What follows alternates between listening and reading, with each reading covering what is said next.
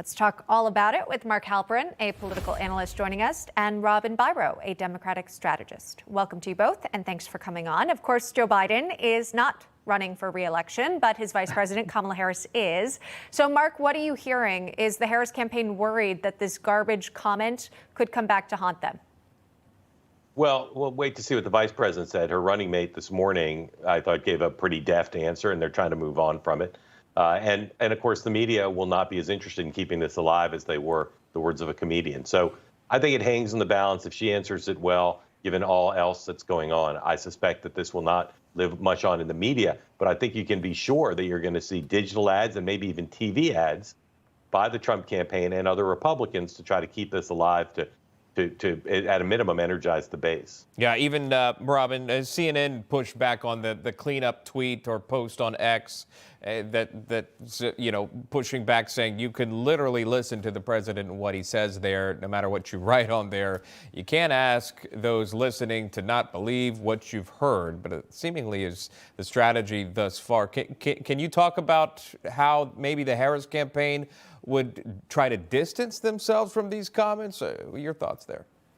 Sure. Kamala Harris, Vice President Harris, will say what she's always said, that she brings her own experience and ideas to the table, that she's not a continuation of the Biden campaign. I think there's good reason. I think we can all agree that there's good reason that Joe Biden has not been out on the campaign trail, because he's prone to gaffes. He's been prone to gaffes for probably 30 or 40 years. And he did issue the statement, and I thank you, Newsmax, for reading his tweet in full. It's important to take that into context. I agree with Mark Halperin here. I don't think that this is going to make lasting damage, but it will galvanize the base.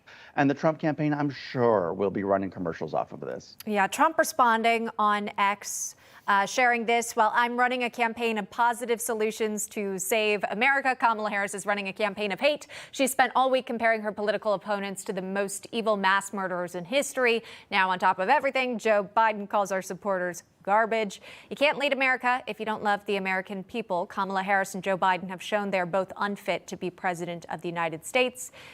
Going on to say, I'm proud to lead the biggest, broadest, and most important political coalition in American history. We're welcoming historic numbers of Latinos, African Americans, Asian Americans, and citizens of every race, religion, color, and creed. It is my desire to be the president for all of the people. So we've showed everyone's response at this point.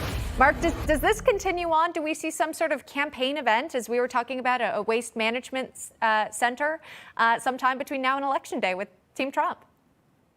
I think you'll see Donald Trump do a rally, and the signs behind him will say "garbage in, garbage out." Just a joke. I liked it. I think the Trump campaign faces a choice, right? How long do they want to drive this? At a minimum, you know that Republicans are pleased that this makes it harder for Democrats to talk about the comedian, because if they're going to say, don't take Joe Biden seriously, it's not the candidate, it's hard to argue that they should, that the press and the public should take a comedian seriously. Yeah, that was my point earlier in this broadcast, Robin, was how do you move forward if that was your strategy? And that's what it appears to be. Take these comments by the comedian and then liken them to Trump.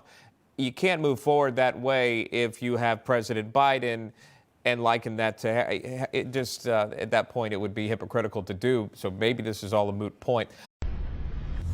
Information. Truth is freedom. Is Newsmax. It's real news for real people.